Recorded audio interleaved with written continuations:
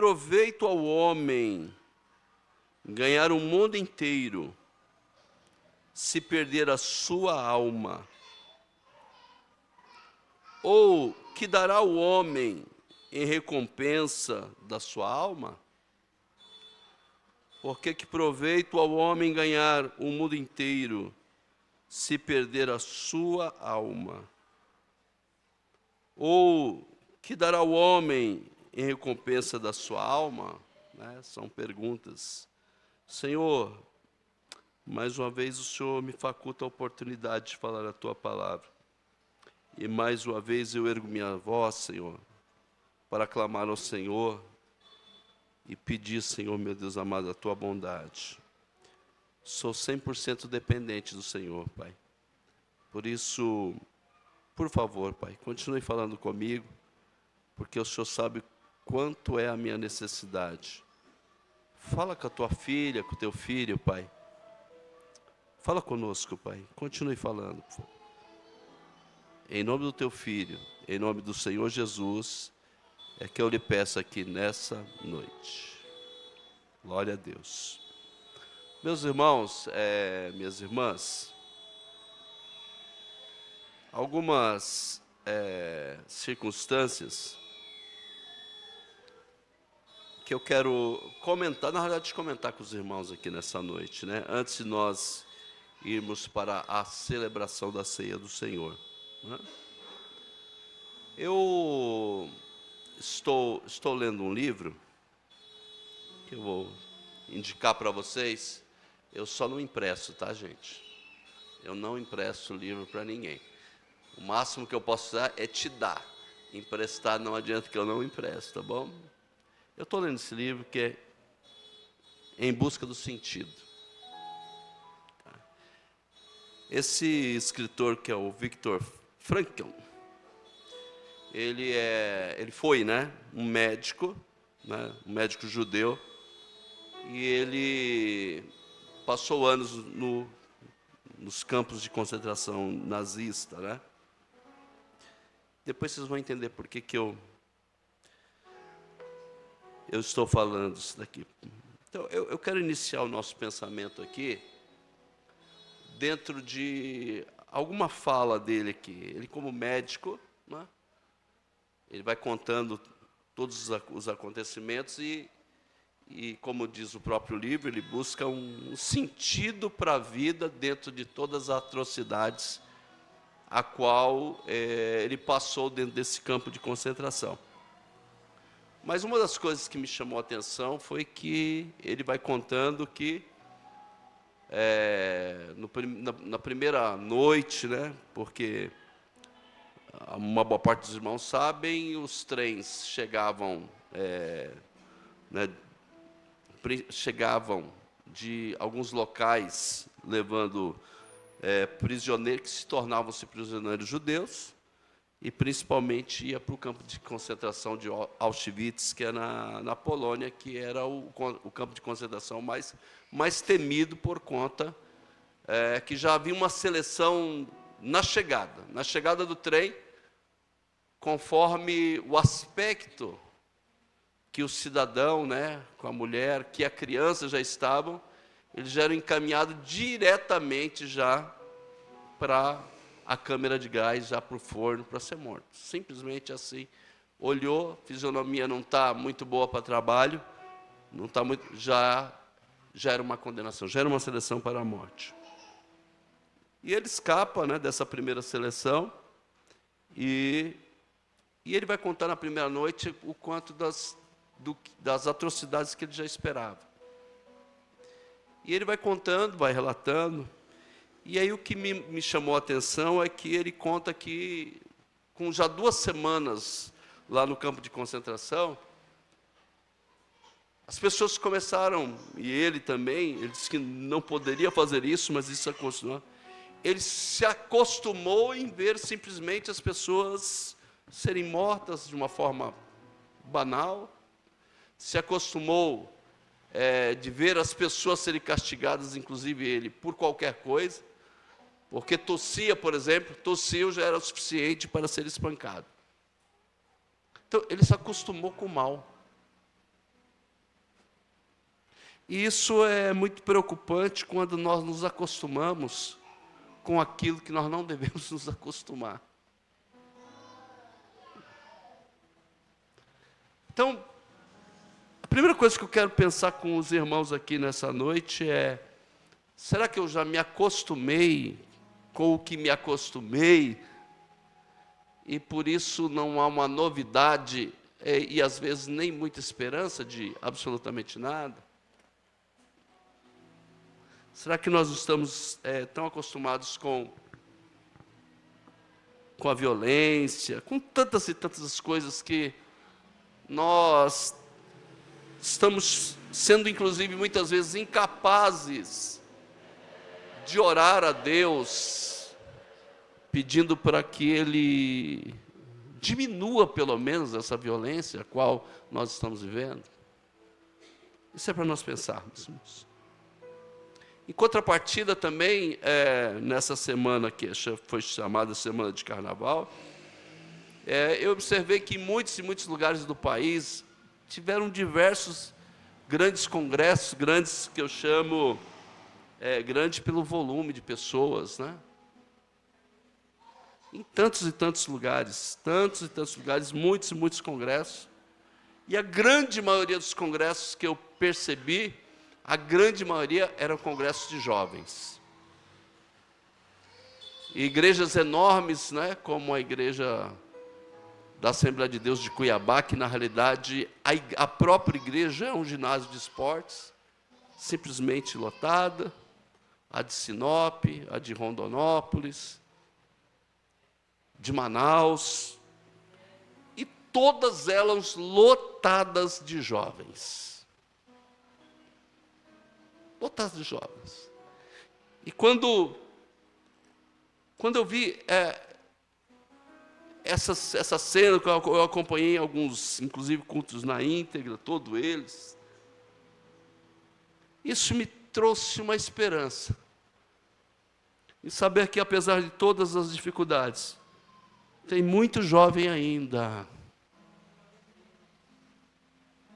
Talvez com as dificuldades que cada um tenha, mas continua andando na presença do Senhor.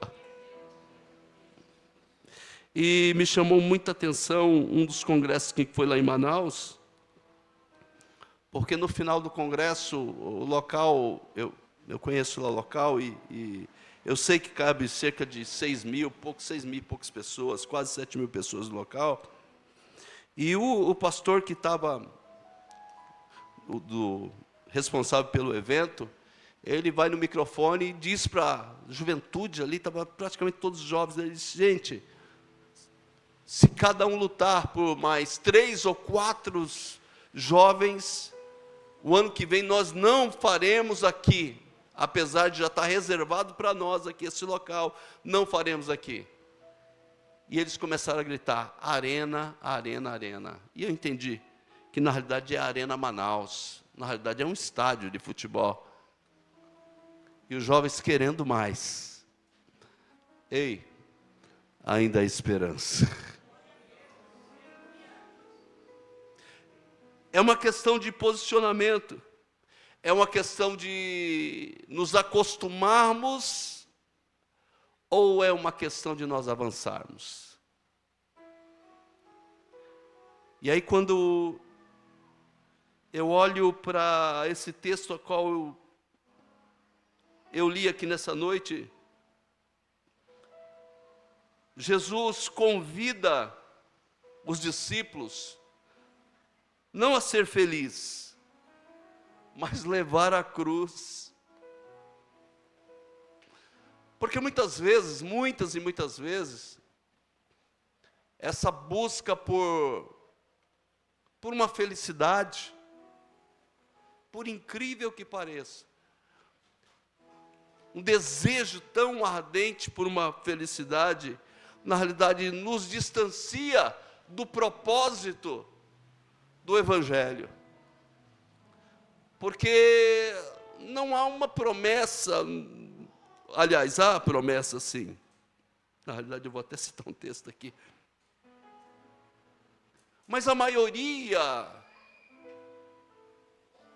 das colocações de Jesus, não era para fazer ninguém, absolutamente ninguém feliz, mas é para andar com Ele.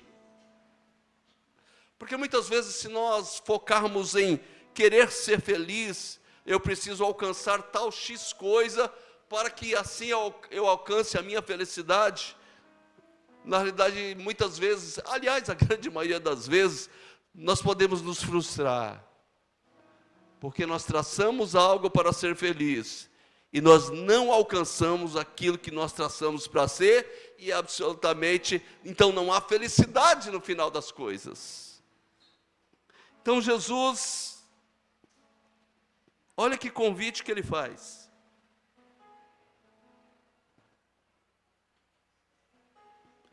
Ele convida, primeiro Ele diz, só para quem quer. Simplesmente não é para todos, mas é para quem quer. Aquele que quiser, aquele que quiser. Aquele que quiser. Aquele que quiser vir após mim, renuncie-se a si mesmo, tome sobre si sua cruz e siga-me. Então, como que eu vou alcançar esse andar com Jesus? Não focando no que é felicidade, mas focando no que pode ser uma virtude. E como que eu consigo andar em virtude com Deus? Quando realmente eu me decido a negar-se a mim mesmo. Quando eu não fico esperando lá, mas eu quero comunhão com Ele. Eu quero entender qual é a vontade dEle.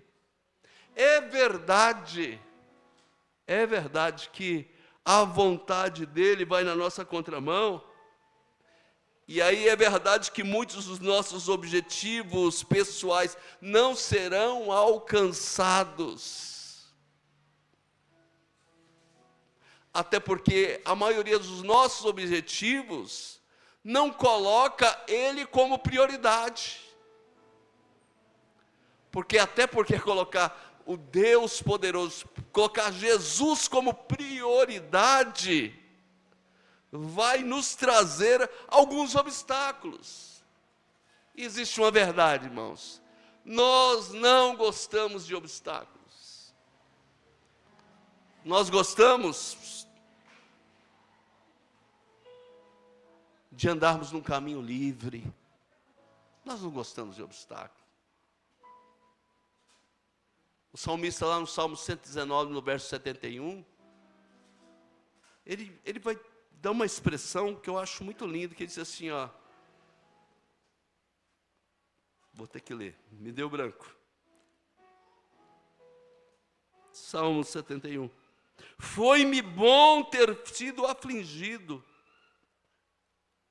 Foi-me bom ter sido afligido, para que eu aprendesse os teus decretos, os teus estatutos. Porque as aflições nos ensinam. Aliás, até para ser ensinado das aflições, nós temos que ser bons alunos. Bons alunos para aprender com as aflições. Às vezes eu brinco com alguns alunos que não são alunos, eu brinco com eles e fico assim, não, você não é aluno, você só está matriculado aqui na escola, mas aluno ainda você não é. Não conseguiu chegar na categoria de aluno. Porque o aluno quer aprender. E as aflições que chegam na nossa vida é para ensinar alguma coisa. Em contrapartida, tem pessoas, apesar de ainda não serem alunos, só tem uma forma deles aprenderem, é através das aflições. E aí muitas e muitas vezes, irmãos, nós queremos ajudar algumas pessoas que estão passando aflições, porque Deus está ensinando alguma coisa para elas, e nós queremos encurtar o caminho das aflições delas, sendo que elas têm que viver, inclusive, essas aflições para aprender mesmo, e ser dependente só de Deus, entender que para cada dia mais e mais se aproximar de Deus, não tem outro caminho, tem que negar-se a si mesmo. Objetividade é saber para onde vai, ter a certeza de andar com Deus, ter a coragem de negar-se a si mesmo. Um objetivo que nós precisamos colocar em nossas vidas é o objetivo de negar-se a si mesmo. A palavra vai nos dizer que os tímidos não herdarão o reino dos céus. Aí talvez você está pensando naquela timidez de ser introspectivo, né? Tem gente que tem dificuldade, irmãos, né? Chega lá, dificuldade, não consegue, né? Porque ele é tímido, ele não tem essa... Mas essa timidez bíblica que diz, não é essa de ser introspectivo, mas na realidade ela coloca como uma questão de covardia. Ele é covarde de tentar.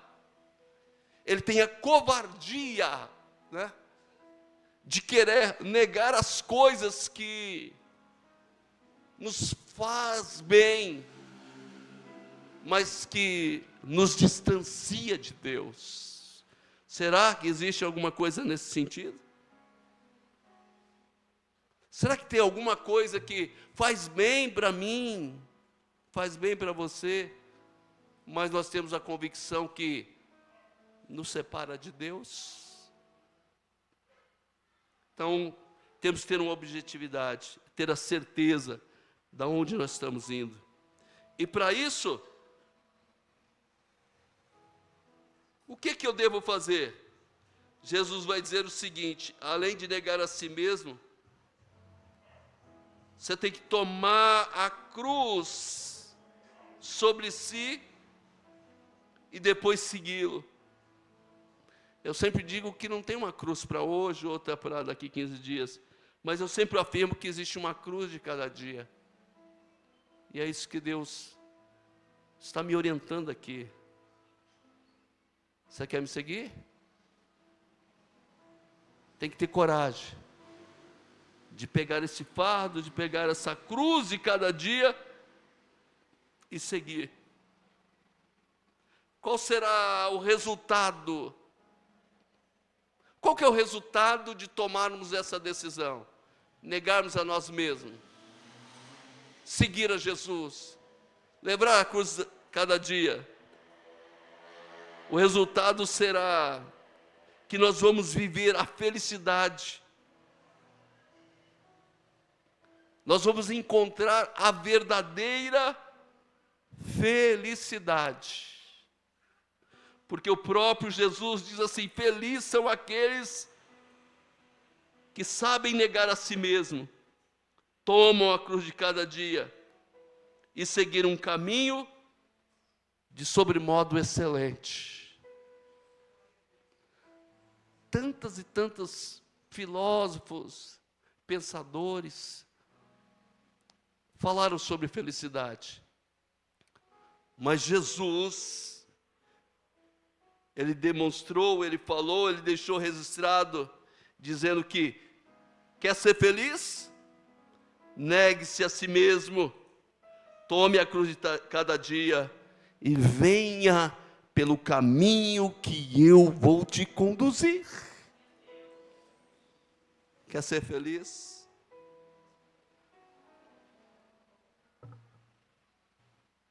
Eu deixei anotado que o objetivo do Evangelho, não é fazer ninguém feliz, irmãos. O objetivo do Evangelho. Mas o objetivo do Evangelho é me transformar. O objetivo do Evangelho é te transformar. Transformar em quê? Em um agente. Um agente da onde? Um agente do reino dos céus. Como nós ouvimos minutos atrás. Alguém recebendo as chaves do céu. Pensa nisso. Você que um dia recebeu alguma chave de alguma propriedade. Né?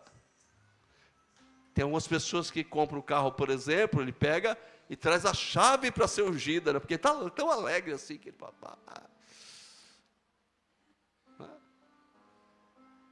Agora alguém está recebendo a chave dos céus. É isso que o Evangelho quer nos transformar, em agentes de pessoas, que não só entre para os céus, mas conduza pessoas também para os céus. E para fazer essa condução, para que nós possamos, nós não podemos, de maneira nenhuma, estarmos conformados com a situação e a circunstância, inclusive que o nosso país anda. Ah, mas é assim mesmo, é cumprimento da palavra.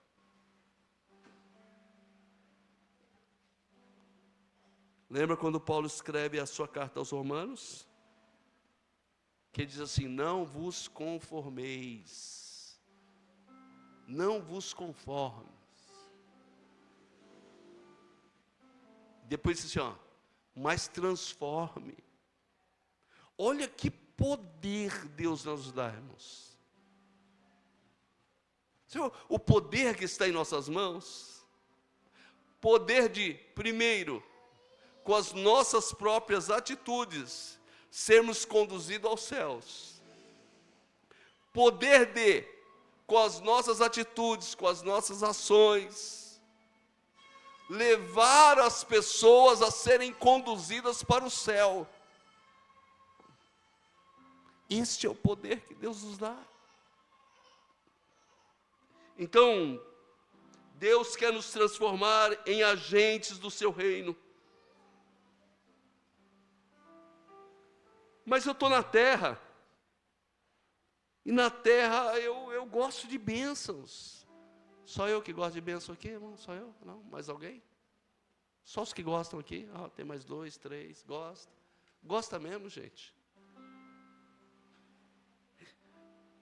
Então, como que eu sou conduzido por essas bênçãos, então? Se a prioridade não é essa bênção, se a prioridade é ser transformado como agente do reino de Deus. Se transformação de evangelho é isso, mas eu estou aqui. Como que eu posso ser abençoado estando aqui? Aí Jesus vai dizer isso. Quer mesmo, irmãos? Olha o que diz o Senhor Jesus. Mateus 6, 33. Mas buscai primeiro o reino de Deus e a sua justiça, e todas essas coisas vos serão acrescentadas. Observe que o texto diz assim: e todas essas. E não são todas as coisas, mas essas coisas. E quais são essas coisas? Aí nós teríamos que voltar e verificar os versos anteriores. Mas todas estas coisas citadas aqui são coisas suficientes para nós vivermos Ele é que está dizendo sobre roupa, está falando sobre alimento, está falando sobre moradia, está falando todas essas coisas. Ou seja, tudo que se faz necessário para a nossa vida. Mas qual é a condição de receber todas essas coisas? Aí Jesus vai dizer o seguinte, ó, então você quer receber mesmo? Então buscai primeiro o reino de Deus. Me coloque como prioridade. Me deixa ser o primeiro. Renuncie a si mesmo e entenda que eu tenho que ser o primeiro na sua vida. Ah, é o primeiro? Você está buscando o reino, buscando a justiça divina. Então, todas as coisas que se faz necessário, pode dormir tranquilo. Quem estiver buscando primeiro o reino dos céus e a sua justiça, durma tranquilo. Porque tudo aquilo que se faz necessário será acrescentado. Glória a Deus. Aleluia. Jesus entra lá na sinagoga. Na verdade, o início eu diria que o início do ministério de Jesus, né? É claro que tem aquela questão dele estar pregando lá aos 12 anos de idade, né? Ele entra lá naquele casamento e multiplica, ou transforma água em vinho. Mas em termos de ministério, em termos de ensinamento da palavra de Deus, eu entendo que esse texto de Lucas, no capítulo número 4, gente,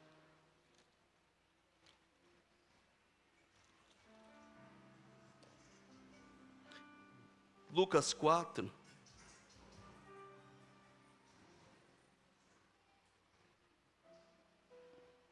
no 16 diz assim, chegando a Nazaré, onde fora criado, entrou num dia de sábado, segundo o seu costume, na sinagoga, e levantou-se para ler. E lhe foi-lhe dado o livro do profeta Isaías.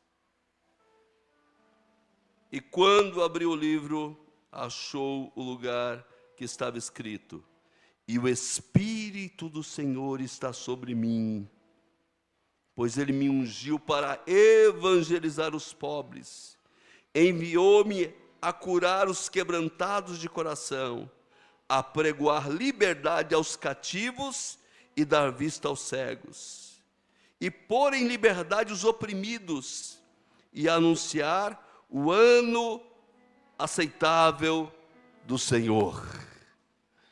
Olha como Jesus inicia o seu ministério.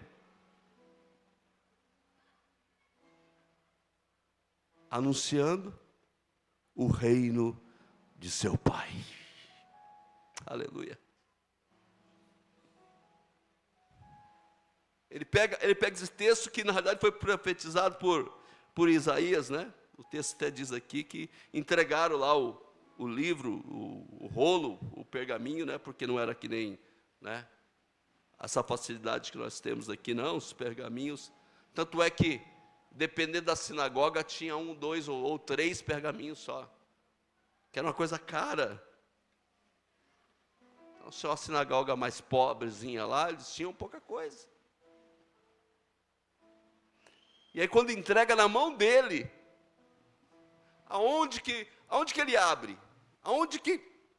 Você pode observar que ele não pediu, foram lá e entregaram para ele. E aí ele começa a dizer, né? O Espírito do Senhor está sobre mim.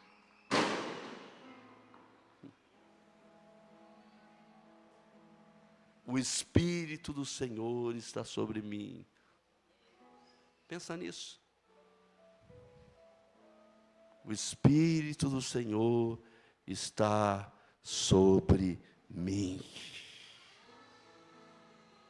o Espírito do Senhor, que paira sobre cada um de nós, tem um objetivo muito claro. O objetivo é que nós possamos evangelizar os pobres, curar os quebrantados de coração, apregoar liberdade aos cativos, dar vista aos cegos e pôr em liberdade os oprimidos e anunciar o ano aceitável do Senhor. Aleluia. Você pode ver que ele anuncia trabalho. Você viu que não dá moleza? A pessoa vem, nega a si mesmo, pega a cruz e recebe em troca trabalho. Mas para executarmos esse trabalho, o Espírito do Senhor tem que pairar sobre cada um de nós. Não tem vida fácil.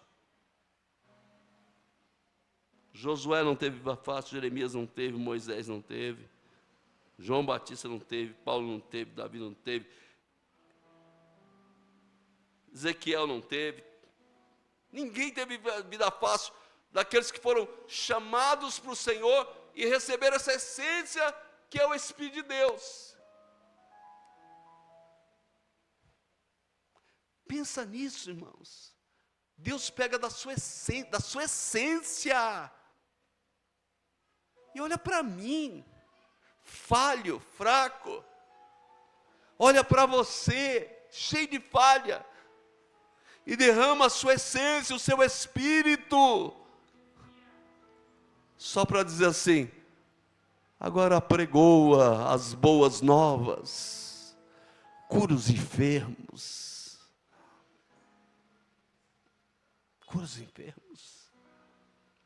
cumpra, negando-se a si mesmo.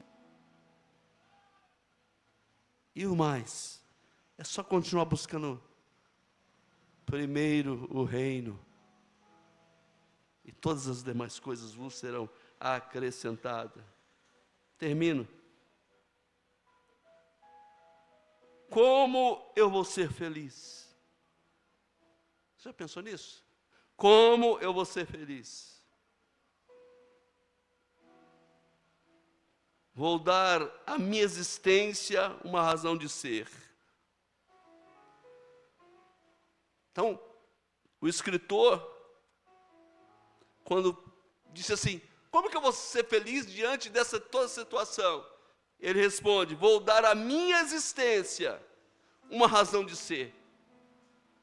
Pô, que razão que eu tenho? Eu preciso encontrar uma razão para me ser feliz.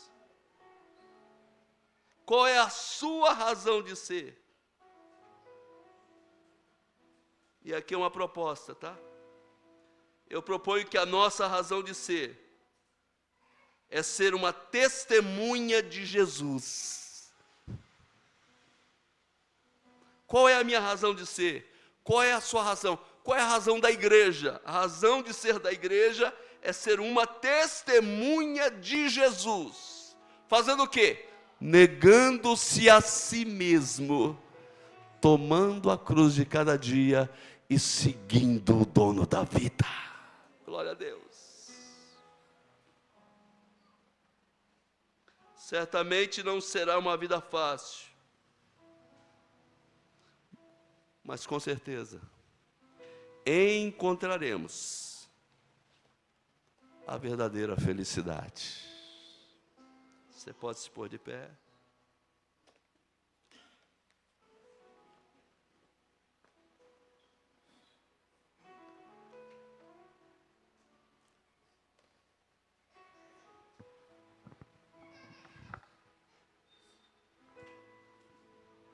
Glória a Deus.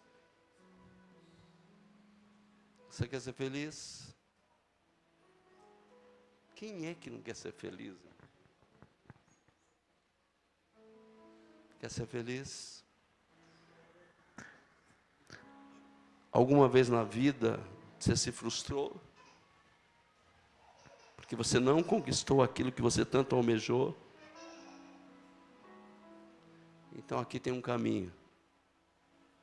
Vamos negar a nós mesmos. Vamos ter a coragem de colocar a cruz de cada dia sobre os nossos ombros. E vamos seguir a Ele. Aleluia. Vamos seguir a Ele. É verdade que teremos muitos prejuízos terrenamente falando, quando nós resolvemos, tomamos uma posição de seguir a Ele. Mas o final é o reino dos céus.